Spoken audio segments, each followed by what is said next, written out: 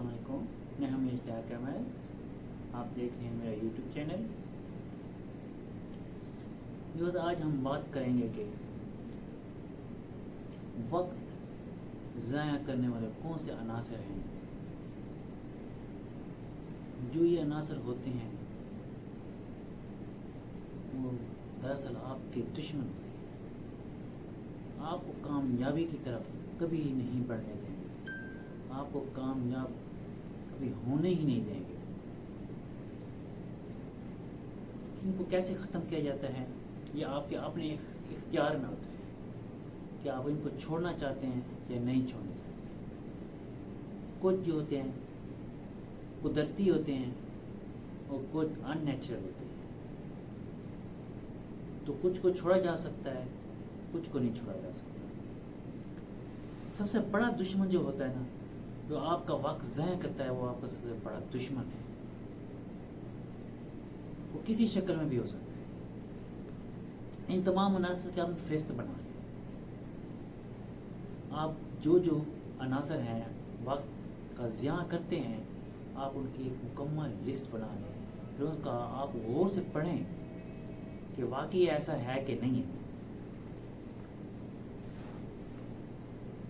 جنہوں نے آپ کا وقت ضائع کیا ہے، اس کا یہ فائدہ ہوگا کہ آپ کے اندر احساس ضیاع پیدا ہوگا، اور دوسرا اس مشق سے آپ کو اپنے مزاج کا پتہ لگ جائے گا کہ آپ کہاں غلطی کر رہے ہیں اور کہاں نہیں کر رہے۔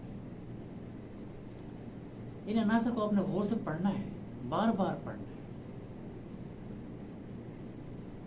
وہ عناصر یہ ہو سکتے ہیں: سوشل میڈیا کا استعمال ہو گیا، بری عادات ہو گئی، زندگی میں فارغ لوگ ہو گئے، غیر ضروری ایونٹس ہو جاتے ہیں، حادثہ ہو گیا، واقعہ ہو گیا، تعلقات ہو گیا، انہونی ہو گیا، ملکی نظام کا سست ہونا، یہ بھی ایک عناصر ہے، ناسمجھی، جذبات ہو گیا، مزاج ہو گیا، دوستوں کا حلقہ ہو گیا، بد انتظامی یعنی کہ مس مینجمنٹ ہو گئے، انتظار ہو گیا، گمان ہو گیا۔ یہ سارے عناصر ہیں، آپ نے ایک فہرست بنانی ہے اور ان کو پڑھنا ہے بار بار کہ ان میں سے کون سے ہیں جو آپ کا وقت ضائع کر رہے ہیں اور کون سے وقت آپ کا ضائع نہیں کر رہے ہیں۔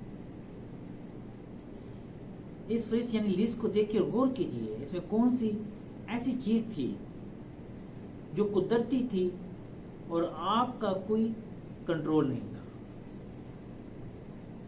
اور کون سی ایسی چیز تھی جن کو آپ کنٹرول کر سکتے تھے۔ فرض کریں ایک بندے کا مزاج ہے کہ گلہ کرنا، وہ روزانہ 10 منٹ گلہ کرتا ہے، ایک مہینے میں وہ 5 گھنٹے بنتے ہیں اور سال میں 60 گھنٹے بنتے ہیں، یعنی وہ پورا سال میں 3 دن گلہ کرتا رہا۔ اب گلہ کرنے سے کوئی فائدہ تھوڑی ہو رہا ہوتا ہے، وقت کا ضیاع ہے۔ آپ نے دل کی بھڑکاس نکال رہا ہوگا بے شک، لیکن اس کو کوئی فائدہ نہیں پہنچا۔ ایک دفعہ کالم نویس نے منور صاحب نے جوید چودھری صاحب سے پوچھا کہ 2000 میں آپ نے کالم لکھا تھا، آپ کو یاد ہے؟ انہوں نے مسکرا کر جواب دیا، مجھے تو نہیں یاد۔ پھر انہوں نے کہا 2005 میں ایک کالم پڑھا گیا تھا، تو وہ کالم آپ کو یاد ہے؟ تو انہوں نے پھر وہی مسکرا کر جواب دیا کہ مجھے تو نہیں یاد پڑتا۔ پھر پوچھا کہ پچھلے ہفتے ایک کالم چھپا تھا، وہ یاد ہے آپ کو؟ انہوں نے جواب دیا نہیں۔ پوچھا کیوں؟ اس پر جوید چودھری صاحب نے جواب دیا، اگر میں یاد رکھوں گا تو پھر نیا کالم نہیں لکھ سکوں گا۔ بات ان کی ٹھیک تھی، اگر وہ ماضی کو کریدتا رہا، ماضی کے بارے میں لگا رہا، تو آگے تو وہ کچھ نہیں سوچ پائے گا۔ جس نے کچھ نیا کرنا ہوتا ہے نا، ترقی کرنی ہوتی ہے، وہ پچھلے سے آگے کا دھاگا کاٹ دیتا ہے۔ زندگی وہ ہے جو باقی ہے، یعنی کہ آپ کی جو باقی زندگی رہ گئی وہی زندگی ہے، جو گزر گئی ہے اس نے تو واپس نہیں آنا، وہ تو گزر گئی ہے، وہ زندگی نہیں ہے۔ حضرت واصف علی واصف نے کسی سے پوچھا تمہاری عمر کتنی ہے؟ اس نے جواب میں بتایا کہ اتنے سال۔ آپ نے کہا وہ تو گزر گئی ہے، جو ہے اس کا بتاؤ۔ اس نے کہا اس کی خبر نہیں۔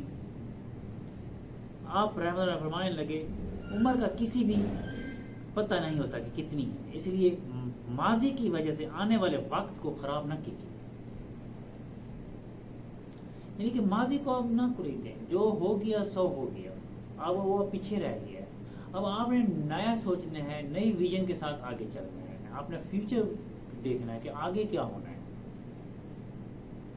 ہاں پچھلے ماضی سے آپ سبق ضرور سیکھ سکتے ہیں، آپ کو کمپیریزن ضرور کر سکتے ہیں، اس لیے معلوم ہونا چاہیے کہ فلاں کام کریں گے تو ٹھیک ہے، اس حد سے آگے جائیں گے تو وقت ضائع ہوگا۔ اپنی زندگی میں آپ لائن لگا لیں کہ یہ میری گھریلو زندگی ہے، یہ میری پروفیشنل زندگی ہے، پھر انہیں کبھی کچھ غلط مت نہ کیجیے گا، پھر آپ کے لیے آسانی پیدا ہو جائے گی، پھر آپ آگے بڑھ سکیں اپنی کامیابی کی طرف۔ اجازت دیجیے، اللہ تعالیٰ آپ کو آسانیاں دے اور آسانیاں پڑھنے کی توفیق عطا فرمائے۔